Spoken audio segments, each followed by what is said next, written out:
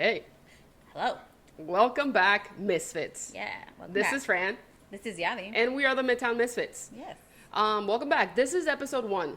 We're excited. Official. Right? Official episode 1. The other one was just a trailer. It doesn't count. It counts a little. It counts a little bit. We're excited. We're excited to be doing this episode today. We want to start out the podcast by firstly just thanking everyone that listened to our trailer. Yes. It's been so awesome to see. Thank you so much for the feedback. Watching? No, listening. They're not watching. We're not on YouTube yet. No, not yet. Listen, if you want to see us do this, let us know. That would be awkward. And also terrifying. But still, thank you so much to everyone that listened to the trailer. Yes. If you listen to it voluntarily, we appreciate you. Yes. If you listen to it because we made you, we still appreciate thank you. Yeah, thank you. Thank you for going on Apple Podcast to rate it as well. We appreciate you. Yes, that's exciting. And yeah, we're excited. We're excited for episode 1. So a little background on this episode. So how this episode came about, which we weren't planning on doing at all. No, we were not planning on doing this. But I guess God. But I guess God and friends. So yes. what happened was we recorded the trailer, and before we posted it, we sent it to our friends. Hey, listen to this, give us some feedback, let us know what you think. Some of my friends got back to me. Shout out to Kiara. She got back to me and she was like, hey, you mentioned in the trailer that as an adult, you chose to follow God, right? Mm-hmm. And she said, I think you should explain why you chose to follow God as an adult. Like, people need to know that. Mm-hmm. And, long story short, that's a testimony. Right. And we weren't going to do that. No. Not because we didn't want to, but because it just hadn't occurred to us. Yeah. Yes. Yeah. But I think the way that comment came and how we've been planning the episodes, this was just a good opportunity to introduce ourselves in a way and just share a little bit more of our backstory and why we're doing this. Yes. We want you to get all the sordid details of who we were, a little bit, what happened, and who we are. Yeah. So we're gonna start out kind of the structure of this podcast. We're gonna start out with talking about our background. We're just gonna take turns talking about that, so you get a better idea and a better sense of how we got to where we are. Yeah. So for me specifically, I was raised a Christian. For those who want to know, my mother is Catholic and my father is Presbyterian.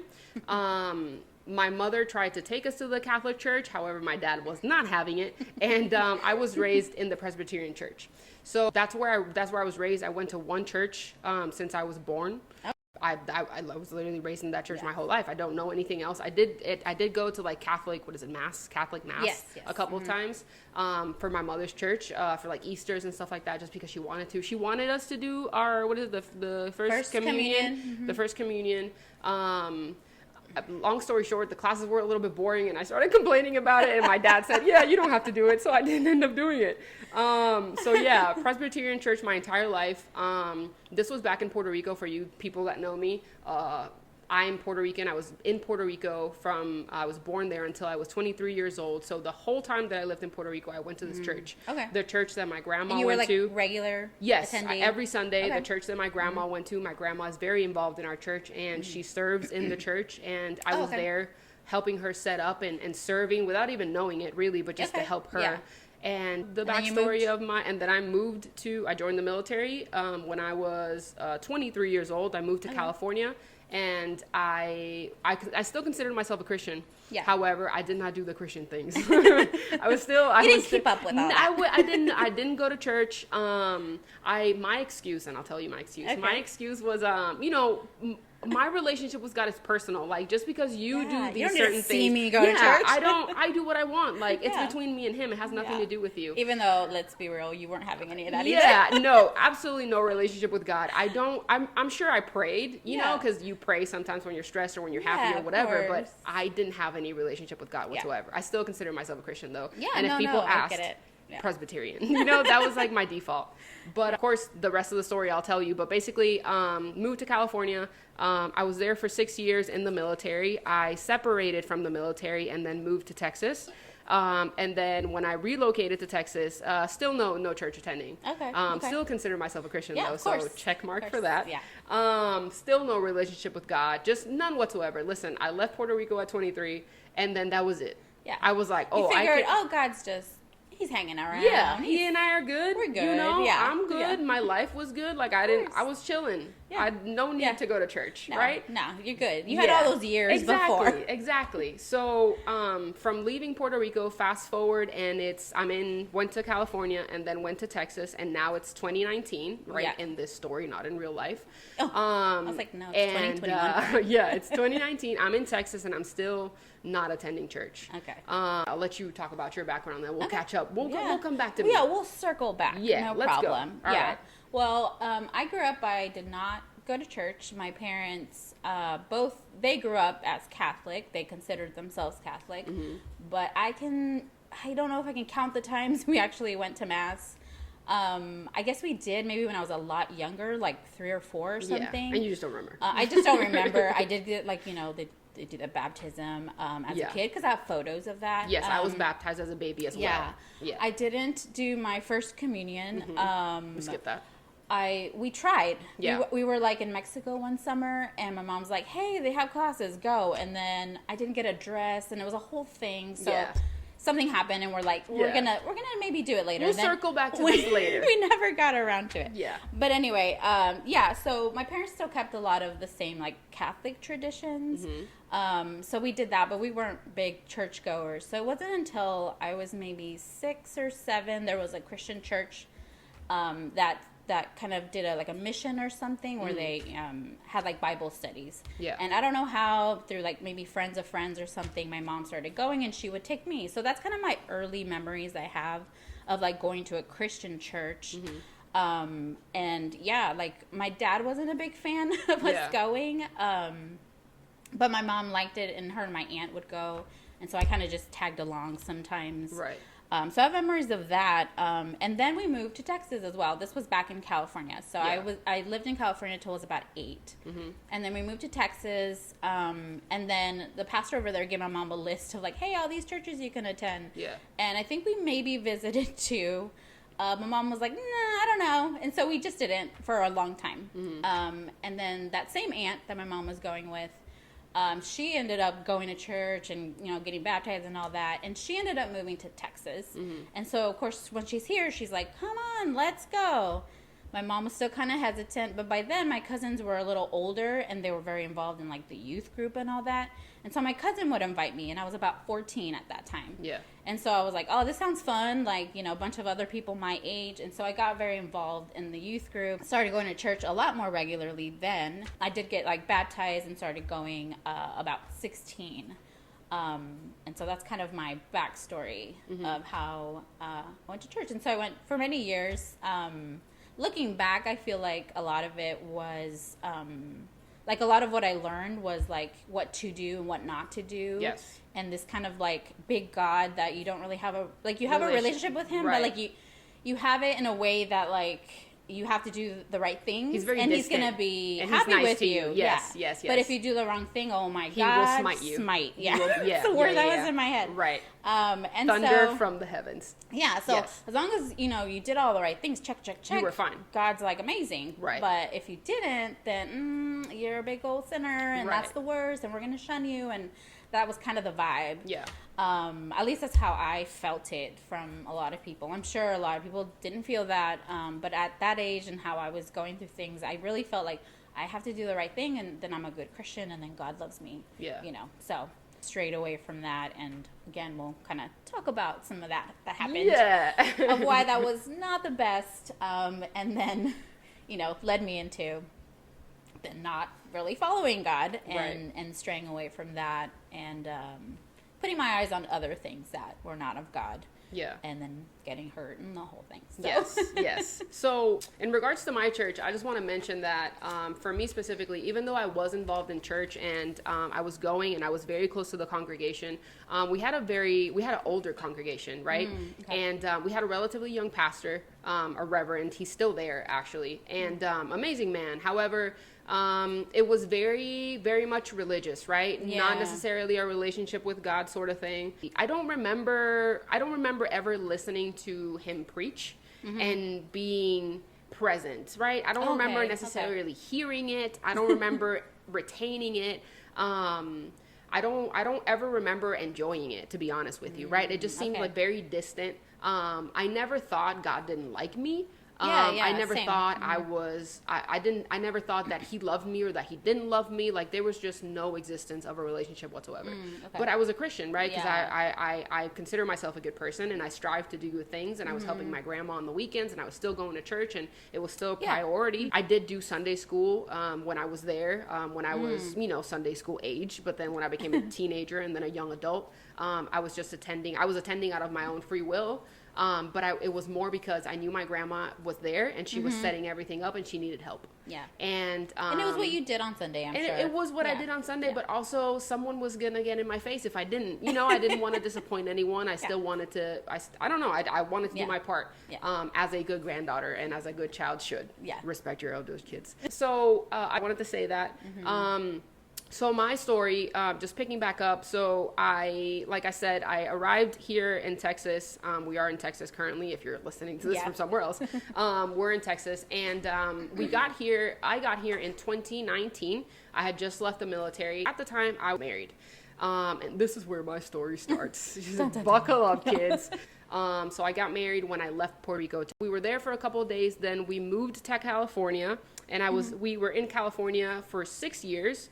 And then I got out of the military and we came to Texas. Now, when I arrived in Texas, I have a husband. Okay? You following along? All right. So I'm married. I'm 29 years old at this point. And I decide that I was not happy, right? And I hadn't been happy for a very long time. And things happened in our marriage that, I'm not gonna dish out, but, there were things that happened, and I wasn't a happy camper. And so I decided, and for anyone that's listening that doesn't know the story, I decided to, tell my then husband that I wanted a divorce. So we separate. And, long story short, we break up, he leaves the house, I stay in the house, and I am alone for the very first time in my entire life. I went from my parents' house to being married to having a husband. So I've never lived alone. Okay. And I was 29 years old and alone for the very first time in my life. And girl, let me tell you, scary. High-pitched voice. I didn't know what to do. It was one of the most difficult times of my life, and I was broken, right? Yeah. I just did not know what to do. I was alone. And mind you, if you know me personally, I'm a planner, right? I have my entire life planned out. I knew what I was going to do. We were going to move to Texas. We were going to buy a house. We were going to have kids. We were going to do the whole thing. Right, I had my entire life planned out. And we get to Texas and we break up like 6 months in. So my entire life changed dramatically. And it was insane. And I was alone for the first time in my life. I didn't know what to do. And I lost my whole sense of purpose, because my purpose in this marriage was to build a family with this man and do these adult things, right? That's what you're supposed to do. You're supposed to get married, have kids, and then have an amazing life.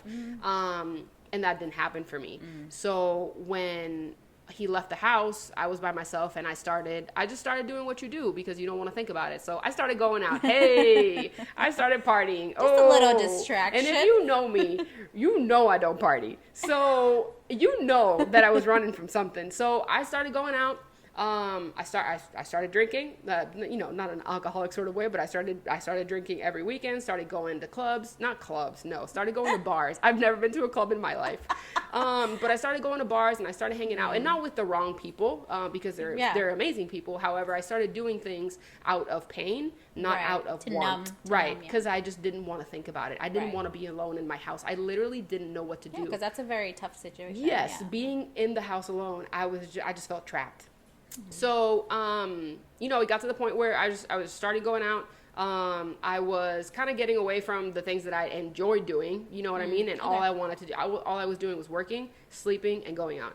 Okay. And the sleeping part, I did eventually, there was like depression involved. And let me preface this by saying that I'm fine now, just in case anyone is like super concerned after listening to this episode. Like, there's I'm a lot okay. of sharing. But... Yeah, there's a lot of sharing, but a homie is healed and a homie is okay. We're on the other side. And the homie has Jesus. Right? That's the most important. So yeah, I was alone. I was depressed. I was sad, whatever. And I didn't know what else to do in this moment, right? In this moment of sadness where I was literally okay. And 5 seconds later, I was on my knees crying because I just didn't know what to do. So I started crying out to God. And because that's the only thing I knew how to do. You know, I felt very alone. I felt like, which doesn't make sense, but when you're in so much pain, you don't think anyone is going to understand. Yeah. Especially for me personally, because I was the one that decided to break up my marriage. So I felt like that no one would get it. Like, why are you in pain if you decided to break up with him? So I didn't know what to do. So I started crying out to God, and I was like, I need something. I need someone that's bigger than me that can help me through this moment. Right. And that's what I did. I started praying. I started just watching sermons. I started talking to one of my best friends to this day. And I started reaching out to her. And I was just hurt. I was broken. As I got closer to God, God got closer to me, right? And I'll give you some Bible real quick. James 4:8, New International Version.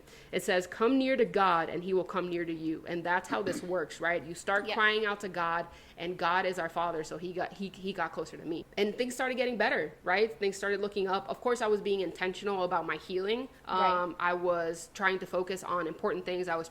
This is the first time, Yadi, this is the first time I cracked open my Bible, okay? Yeah. A homie had never opened her Bible in her life. And I started cracking open my Bible. I started watching sermons, and I just started taking these little baby steps to try to figure my life out. At that point, because I started getting closer to God, when you start getting closer to him and you start building that relationship, even though I didn't necessarily know what I was doing, he started speaking to me, right? And he started putting on my heart to find a church and to find community and to do all these things. Right. And I realized, I was like, I can't do this alone. So that's when I started looking for a church. Okay. That's when I started just reaching out to other people, not necessarily in my family, but reaching out to my friends. Okay. And I started researching churches online specifically, just because you want to research your church, you know? You want to make sure it's not a cult. You want to make sure you just want to make sure it's safe. Yes. So thankfully for us in 2021 and back then in 2019, churches are on YouTube. Yeah. And even local churches, they will have a YouTube channel. So I went on social media, I went on YouTube, I was just trying to figure it out. And then that's kind of where I'll pause, and then we'll pick it back up. So I'm going to shoot it over to Yadi, and we'll get back to me. Okay, so for me, I went to church many years. Yeah. When I was, like I said, about 14, I started going, and then at 16 was my first time like really saying I want to give my life to God. Yeah. So I did, went to church. My mom also started going. She also got baptized, you know, so we were very like intentional at that time about going. Like I said, and at the time where I was going, it was a lot of like, you know, do the right thing, follow these rules. Like, you know, if you do that, then, you know, God's good. And if you don't, you know, you're going to be in trouble kind of thing. Right. I didn't really, I think I was still young enough where I didn't feel like, oh, like, I'm afraid of, like, you know, really doing something bad. Like, I felt like I was on God's good side, if that makes sense. Yes. Still because, you know, maybe my age or the fact that I, you know, did go kind of young, and I had this, you know, perception of like, no, I'm good. Like, you know, I'm doing the right thing, so I'm good. I'm fine. Everything is fine. And I learned a lot. You know, I went to Sunday school. We had all sorts of, like, youth activities that were very specific to, like, people my age, like, you know, 15, 16, 17, all that. So I'm very thankful. I learned a lot. But yeah, I think I continued to kind of have this idea of like, I need just to do the right thing. So we'll fast forward because I kind of lived that life for, I don't know, 10 years or so. Right. And it wasn't until I was like late 20s or something, that I had continue to live like this. And I think somewhere along the way, I can't tell you exactly when, but somewhere along the way, I felt like just going to church, and when I read at church, and like my little prayers that I would do, like that was enough. Like Sunday was enough. You know, praying little prayers here and there was enough. Yeah.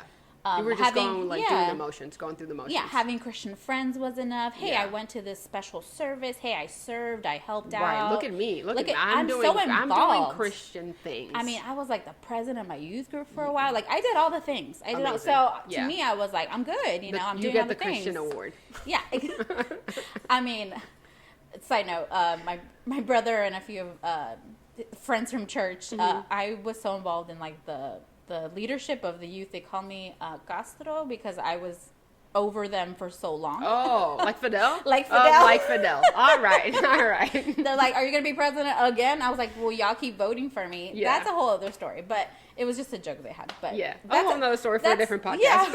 But just so you know, like, she was in it to win it, people. For many years, to the point where they would tease me, like, oh, you're always on the board. And you're always, like, one of the youth leaders. And I'm like, here I am doing the youth thing, doing the Christian thing. Right.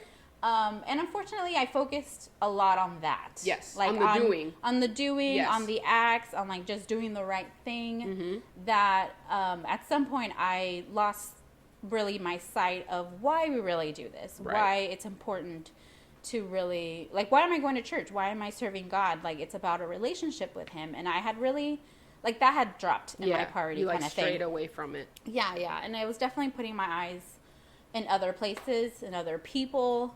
And I just started doing things that I shouldn't have. Mm-hmm. And I got to a very, I don't know, just a place where, God just wasn't in it. God just wasn't in it. And then things happened. There's things, people. There's things. Yeah. There's things. Things happened. And a lot of, like, disappointment. Yeah. And I started feeling shame and guilt. Right.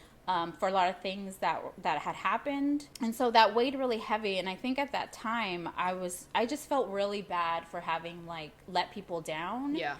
And because I felt like I let people down and I had this, like, guilt, again, kind of going back to that, like, you feel like you're doing these things to please God. Right. In that moment I was like, I've displeased God. I've done something, I've been involved in something that, you know, God's not happy with, and so He's mad at me. Yeah, because now, when you're in that type of relationship with Jesus or with God in general, you think you have to do things for Him in order for Him to love you, right? Because it's when you're in a religious mindset, it's a transactional relationship. Yeah, if I do this, if I give the church money, He'll love me, right? Okay, continue. Yeah. So anyway, I won't go into details or whatever, but, you know, something happened. Where I just felt a lot of guilt about this specific, you know, thing that happened. Mm-hmm. A lot of shame. I had people around me who knew what happened, who also kind of like, well, why did you do that? Yeah. And, you know, that's not from God. And, like, right. So they were, like, judging you instead of, like, trying to bring you back to God. Yeah, we're disappointed. And, like, basically I kind of, Part of it, I stepped away from some of the responsibilities, and on other parts, they told me, like, you cannot do these things anymore. Right. It was kind of like, you know, you're shunned. Yeah, you're a little bit shunned. Yeah, and right. Of course, I know, and to them, it was like a way to help me, or like, you need to work on this, or that's the only way they knew how to deal with the problem. Instead of, like, let's help our sister out. Mm-hmm. Let's just send her away because this isn't the picture that we're trying to paint of the type of Christians that we are. And I mean, I own it. I understand that I was wrong. Right. However, in that time, I didn't have a strong relationship with God. I wasn't like in a good prayer life and a good mental, spiritual time in my life. That when that happened, I just felt such, like, guilt, and I put a wall, really, like, between me and God. And I knew that all the things that I had done before that kind of, like, made me look a good Christian, like, I could still do those, even though I was, like, feeling terrible inside. On the inside, And so I didn't want them to see me for this, like, shame and guilt anymore. I wanted them, like, I'm fine. Like, I'm going to be fine. And so I started doing all the things that I did before, at least to the best that I could, at least at the moment I thought. Mm-hmm. And so slowly, kind of like, I kept going to church. I kept trying to be involved as much as I was able to, and just showing this kind of like, hey, I'm good. Like, I'm a good Christian. Yeah, right. But in my, I can say in private, in my life, I still wasn't praying. I still wasn't reading my Bible. I was still really... I still felt like this very heaviness still from what was going on. I didn't feel I had much support. And because the way things happened that a lot of people didn't know, I felt like I couldn't talk to anybody about it. Right. Because how was that going to look on the church? How was that going to look on me, on my family? Right. And so I just felt like I couldn't talk about it. I this happened, and I need to just swallow it and just power through somehow. And that's important to mention that. Whenever you're in the church, right, and you don't have a relationship with God, you don't have a relationship with Jesus, and maybe you don't have, like, a good Christian foundation of what that relationship is supposed to look like, and you don't have people that have that relationship around you as well, you feel like if you reach out to any of these people, all they're going to do is judge you, right? And to have these type of people around you, like people that have community and people that have a relationship with God, because that's not what the church is about, is basically what I'm trying to say. The church isn't about like, oh, well, ooh, you got a divorce, so you can't come to this church anymore because you can't do that anymore. We can't just be having a divorcee in here, like, you know, holding the offering plate. We can't be doing that. Because everyone knows you did it. Right. No. Or having a relationship with God is being able to open that heart up and being like, God, this is what I did. I'm sorry. I don't want to do that again. Help me not do that again, or forgive me for my sins. And then just move on. You know what I mean? Leave it at his feet and move on. There's no need for you to be carrying that around, but I just wanted to say that. And I did eventually come to that. Right. Thank God. But at the time I was I felt very disappointed in myself. I knew I had disappointed others. And I just retreated, like, inwardly, and I didn't want to do all the things. I felt every time I tried to do something else, I just felt like this was hanging over me, you know, or you felt like it was fake, or it was fake, and I did feel like, well, who knows, who doesn't know? I can't do that, you know what I mean? Like, I can't go over there and help, because they're gonna be like, oh, that girl wants to help, you know. That I'm not saying that's what they were saying. I'm saying that's how I felt, and especially because I didn't have that. Like, I wasn't seeking God. I was just inwardly taking this all in. You were doing everything out of your own and so strength. Even though I sat in the church and I went up to pray, like, in my heart and in my mind, I was just like, God, I'm so sorry. Like, I screwed up. And everything was about guilt and shame and disappointment. And I didn't feel like I was worthy even to, like, come to God and be like, I'm sorry, and I want to do better. I just felt like he doesn't want to hear that. Like, he's like, oh, I'm kind of done with you. We'll see if we can use you later, you know, kind of thing. And so I was very, like, negative kind of, and negative space, and at the same time I was like, I don't know what I can do to get out of it. And so I just thought, I'm just going to go through the motions. If everyone else thinks I'm fine, then I'm fine. Or eventually, like, I'll just keep going through the motions, and eventually it'll go away, right? And if I just ignore it, it'll go away. And it's kind of one of those things, like, you want something to change, but you keep doing the same thing over and over. Like, it's like you're a crazy person. Definition of insanity. And I was a crazy person because I kept thinking, like, I'm just going to keep going to church, and eventually, like, something's going to change. But I wasn't putting a lot of effort on my end. To really, like, well, how is God going to change you if I'm not, like, opening up my heart to Him? If I'm not at least putting some kind of, you know, opening my Bible and being like, God, I want to read something that's going to help me. I'm not doing anything, but Jesus changed me. But I know, I'm coming on Sunday and I'm sitting down and I'm singing the song, so why don't you fix it? Come on, man. Fix it. Exactly. And that was kind of, I did that for a long time. And I had a moment when I was sitting in church one time, and I just, like, realized, like, I don't want to be like this anymore. I don't want to feel this. Like, I have to, like, I need to check off these boxes. I said, God, I need a real relationship with you. I need to let this go, like, truly let it go and seek you. And I said, and I can't do that in a place where I feel like I just need to check off boxes and I need to do things. And so it's when I really started praying and said, God, I need you to show me what I need to do next. Like, what's my next step? And things were kind of happening at that time at the church I was at, and with my parents too, just things that we were wanting to maybe move from there.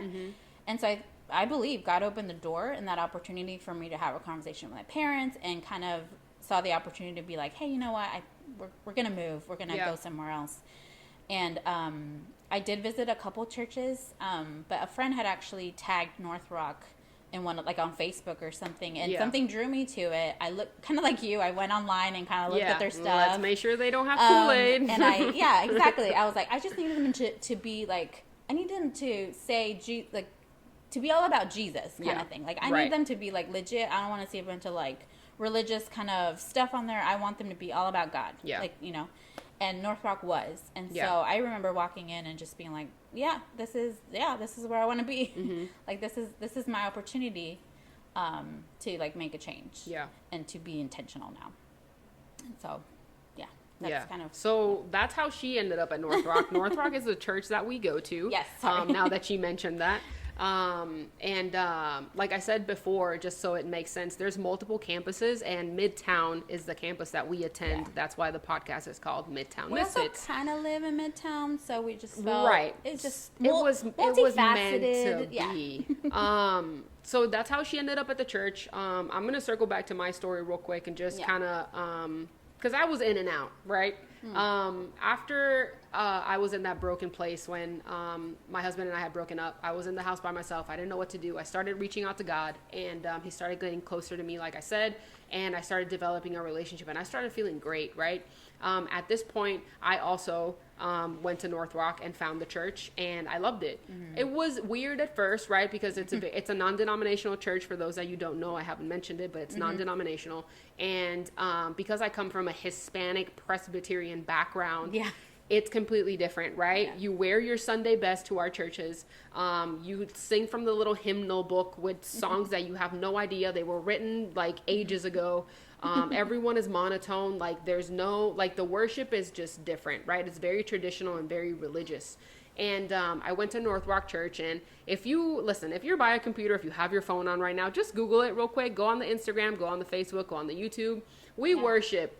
NorthRockSA.com. We worship. Okay, we rock. Yeah. And it was so different for me, right? People were wearing jeans, and people were having water in the sanctuary, and I was like, wow, heathens.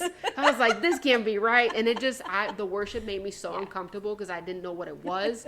I didn't know worship music existed. I didn't know. It was a completely different world. But, God really put it in my heart where I needed community at that point. I was just so alone in a new state. Yeah. I had been living here for 6 months, and I just broke up with my husband, and I didn't know what to do. Okay. So I literally just clung to this church and to the people I was meeting. So I started attending church regularly. And during that time, because I was being very intentional, I was meeting new people, and I was doing what I was supposed to do. And because God is so good, he healed me. He really did. He healed me from being alone, from the depression, from just the sadness and the brokenness. And at some point, awesome. I returned to myself, right? Yeah. You felt like yourself again. I felt like myself. And I was like, I can do this. Like, I will be okay. Yeah. But then ask me what I did. What did you do? So he healed me. And then I said, okay, thank you, Jesus. Goodbye. And I peaced out. You're like, I'm good now. I said, I'm good now. You healed me. I don't need this anymore, right? And I got enough. I had a really good excuse. There was a whole pandemonium going on because COVID the panini hit. Happened? The panini happened. Oh, no. COVID hit. And that was my excuse. I was like, oh, well, I can't go to church right now because it's closed, right? And I was a part of a small group. And I was a part of a small group, and I was doing a course as well. And everything went online. But my goal in doing all of these things was to build community, and it was to meet people. And because of the panini, I wasn't able to anymore. Yeah. And so I used that as an excuse. I'm like, well, if I'm there to meet people and now everything's online, like I'm not meeting people. Now I'm just going through the motions now, so I'm just going to stop doing this. So I stopped. I stopped watching online services. I stopped reading my Bible. Mind you, I was reading my Bible, and I had a Bible plan, but it was a Bible plan that it didn't have a purpose. It was just to read the Bible within a year. I wasn't reading to feed my soul. Like a more intentional way. It was not intentional. It was just like, I didn't know how to read the Bible. This was a plan, so let me just follow this plan. Got it. So it was just easy to leave it all behind and just stop. Because I was healed now. Pause. It's fine. I was like, I'll be back. Because I was healed now. But at that point, because I was withdrawn from the community, because I lived alone, because because there was a whole pandemic going on, I didn't know what to do. So I started feeling bored. I started feeling disconnected again. And ask me what I did. What did you do? I got on dating apps. Hey, shout out to all the single people. Shout out to don't get on dating apps. Don't do it. So slowly takes out phone and deletes. Listen, homie, I got on the dating apps. I'm terrified of dating apps. I got on the dating apps because I was like, how am I supposed to meet people if I'm not like, how am I supposed to meet people? If you know me, I don't go out, I don't do things.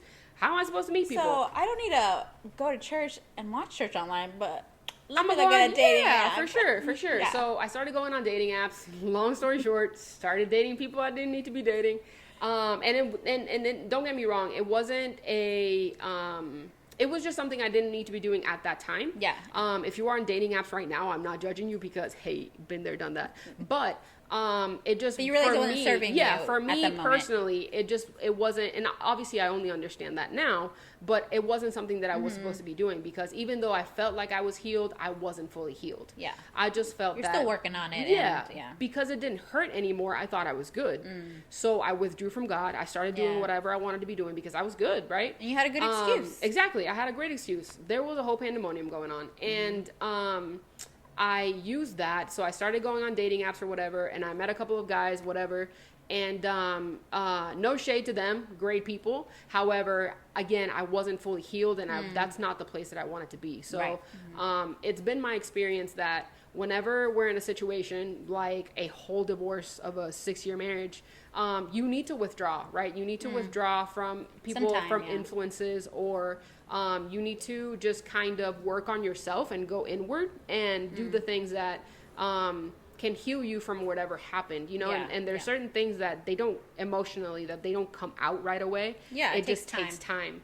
So because I thought that I was good, you know, I started getting involved with other people, and at the same time, I hadn't fully healed what happened in my marriage, and so I started developing other issues, right? I started developing, it started hurting me in a different way, right? Because I was trying to, I was just trying not to be alone, you know what I mean? And it occurred to me when I was going through my separation and then through my divorce that for the social media thing, you know, for some reason, I would see people, they would get divorced, and then all of a sudden, like a couple months later, they had a boyfriend, and I'm like, oh, okay, that's what's going to happen to me too. That's normal. Right, that's normal. That's if they're what's doing happen it, it's fine if I do it. Yeah, that's what's going to happen to me too. So, spoiler, not normal for me, specifically. Not for everybody. And it just, it's not for everybody. It didn't work for me because, again, I wasn't 100% healed. So, as I was doing that, eventually I just got bored also. But for me, specifically, I started dating someone. It was going really well. And it was I was very happy at that point in time. And again, I was withdrawing from God, still identified as a Christian. He was a Christian, he is a Christian, and I thought this was it. You know what I mean? Like this is gonna work. Yeah. And I wasn't going to church. I got kind of back into watching sermons online, but I wasn't really praying, wasn't really opening my Bible. That wasn't a thing. And lo and behold, drum roll, please. Oh, okay. She got hurt again. Hey! And let me tell you, let me get really close to this microphone right now. Let me tell you. Oh, we're getting serious. That last one, it hurt. Oh. It hurt so bad, right? It hurt very, very badly. And a homie was broken once again. And because she didn't heal, she being me, because she didn't heal from the relationship in the first place, from the divorce. Now was another layer of pain, and it just made everything worse. And it's different but the same. But the same. And the pain was just it was unbearable because it was layers of pain. And it was to the point where, like, I've never felt this broken in my life. But what did I do? Ask me what I did. What did you do? I said, Jesus, Jesus, help me. Take the Jesus, take the wheel, take the car. I don't know what you got to do, but listen, help me, because I don't know what I need to do. So breaking up from my husband originally, it kind of, in a bad way, obviously, because it was my marriage broke up, but it taught me that when something goes wrong, I can just turn to God. That's what it taught me. Yeah. And of course I walked away from God, right? He just healed me, and I just kind of pieced out. But when this happened, I went back to God because I knew what to do. Yeah. And I'm like, okay, this is what I can't do anything else. No one can help you. When you're specifically talking about me and my story, I didn't feel like anyone could help me. No one can heal you like God can heal you. Yeah. So I cried out to my God, and my God said, hey, I'm back. Hey, you back. Because that's what he does, because he is my father and he loves me. So that led to me returning to church, right? I returned to North Rock, and everybody was waiting for me with open arms, which was amazing. Hey, like, I never left. It was amazing. It was beautiful, and I'm so grateful for everybody in our church and for our entire congregation, all of our friends that are listening to this right now. We love you so much, and we don't deserve you, and we love you. Yes. Yes, we do. But I went back to church, and this time I told myself, because I was so hurt, I made the conscious decision to stop doing life my way and to start doing life God's way. Because life for me doesn't work my way, right? My way ends up with me getting hurt and crying and being a whole mess. Spoiler alert, we can't do it on our own. We can't do it on our own. So I made a conscious decision for myself as an adult, and I'm like, no, I'm not doing this anymore. I'm not living the world's way anymore. I am living God's way. So we're not doing it Fran's way. We're not doing it Fran's way. Fran, listen, Fran doesn't know what she's doing. Yeah, Yadi doesn't either. So. No, we don't know what we're doing. So Jesus is taking the wheel. I made an intentional decision to do things God's way, and God's way, there's a structure to it, right? I don't want to call it rules because it's not rules, but there is intentionality, and there's things that you need to do in order to just get closer to God and build that relationship. So for me, what that looks like, and I just want to tell you what my life looks like, and then we'll circle to Yadi and what her life looks like now. But it looks like going to church every weekend. God willing, you can make it to church. You go to church, and if you can't make it to church, you watch a service online. 2021, right? Watch it online. The world is a little bit open now, so we can do that. So I'm going back to church. I'm a member of this church. I'm an active member of this church. Not only do I attend church, I serve at the church as well. We'll talk about serving in another podcast, but serving is important because we're here. We're here to love God and to serve people. That's literally our purpose, right? We're his hands and feet. As people of God. So I attend church. I serve at church. I read my Bible. I don't read my Bible just to read my Bible. I read my Bible to get closer to Jesus and because God talks to you through his word. So I read it intentionally. I read it to understand it. I read it to carry it with me and for it to feed my soul. I'm very careful about what I watch and what I listen to. Actively, I make sure that I'm careful to what I watch and what I listen to, right? I don't watch the TV shows or the movies and stuff that I did before. And that's not to say that you can't watch TV or listen to music. You just have to be careful of... I think you have to check yourself and know where you're at. And if you know something is just going to kind of lead you a different way or in a negative way, then you just... I don't want to do that. Yes, and specifically what she said. So all the battles are in the mind, right? So you have to be careful of what you listen to and what you watch because it lets things into your mind that maybe trigger certain emotions or certain feelings or certain desires, and we want to keep those in check, right? Because the spirit is stronger than the flesh. Yes. Again, very intentional about what I listen to and what I watch. We're going to talk about that in a different episode as well. We're just kind of giving you a brief overview. Yeah, so that's pretty much it. Attend church regularly. I serve regularly. Small group. I belong to a small group. So a small group is basically just like a club of people. A little club. Yeah, it's a club. Specifically, our small group is for women, and we just meet for coffee every 2 weeks, and we just talk about how our weeks are going, right? And we'll talk more about how we get connected and what we do to kind of stay connected and all that. Yes. If this what I'm saying right now is bringing up questions, I promise we're going to answer all of them. But if you've ever been part of like a small like club at school, even if you've ever been to like someone's house and they do like a little Bible study, I mean it's something similar to that. You know, where you're not, meeting at a church necessarily and having like songs and a sermon and all that. It's a small group and it's more community based, it's more personal, and they can be all sorts. Like it just varies, and we'll obviously talk about that another time. We'll go in depth, but we do that as well. Yes, those are important because you want to be around like-minded people, so you can stay on track on whatever it is that you're trying to do. So I do that as well. And I may be forgetting something, but that's actively what I do on a regular basis. We're going to circle back to Yadi, and then we're going to land this plane. Starting back up from when I came to North Rock, I honestly loved it. I had visited a couple other churches as well. I can't remember if it was right before or right after, but I really enjoyed. I was used to the music. If anything, it was short for me because I was used to like 30 songs. Like, hey, let's just have church and the whole songs. Yeah. But it's definitely my vibe. Like, I was like, yes, I love it. Yeah. The whole worship and everything. So that made me feel home right away. And just the sermons, like they're always on point. Yeah. They're always like, none of this, like, there's no fluff. There's no fluff.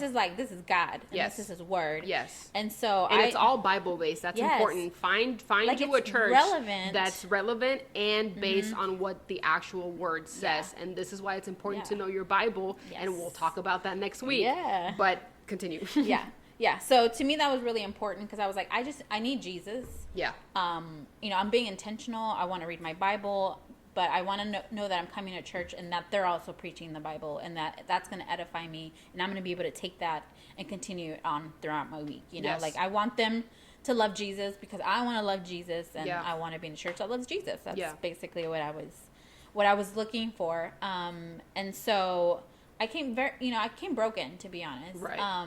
But I definitely felt God led to come to North Rock. Yeah. And I did the thing, I came to a few services, and they do that thing at the end. If y'all don't know, if you've ever been to North Rock, where they're like, you know, who's ready to give their life to Christ. Right. Or it's been, you know, a long time since you have, and you're ready to rededicate your life.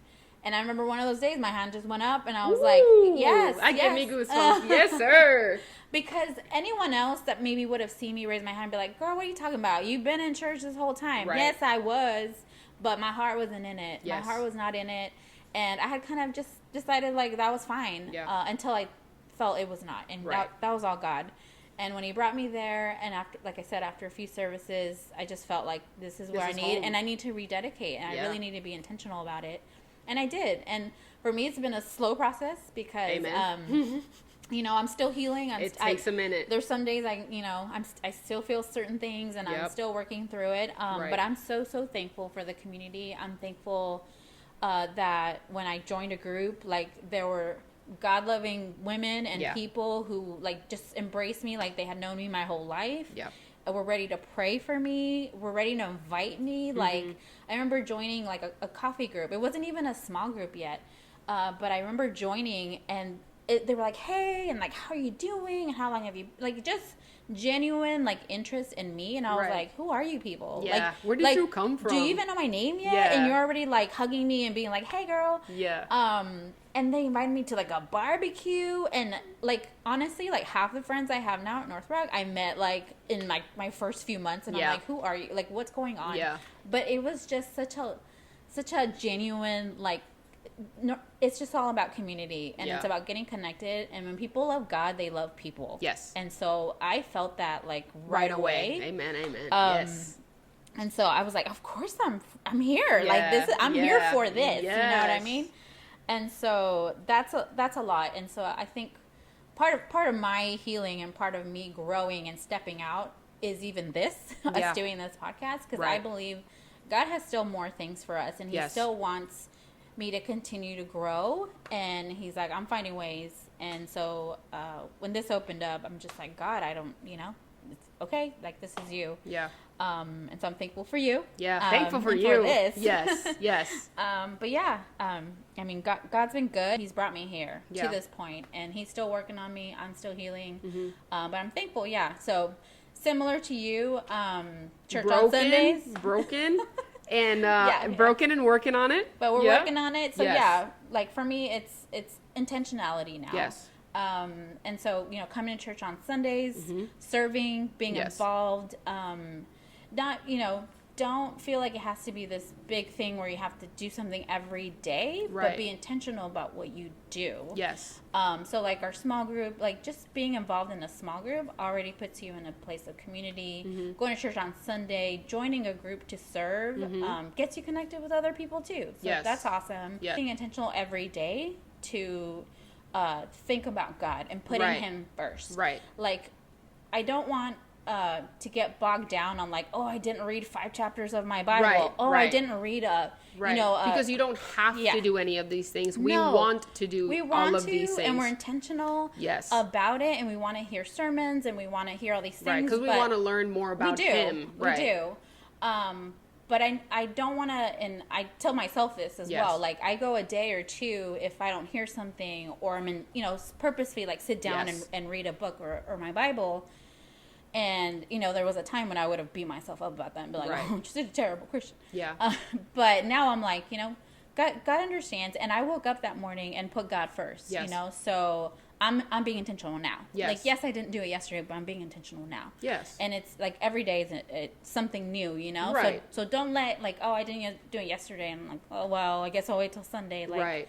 Like, to me, I found, like, God's grace is enough. Yes. And so every morning it's like, okay. You start over. You start right? Because over. His mercies are new every single day. And we want to, in the same vein that she's saying, what we want to remind you is that just like we're all human, you know what I mean? And the thing is that God knows that we're human. Yeah.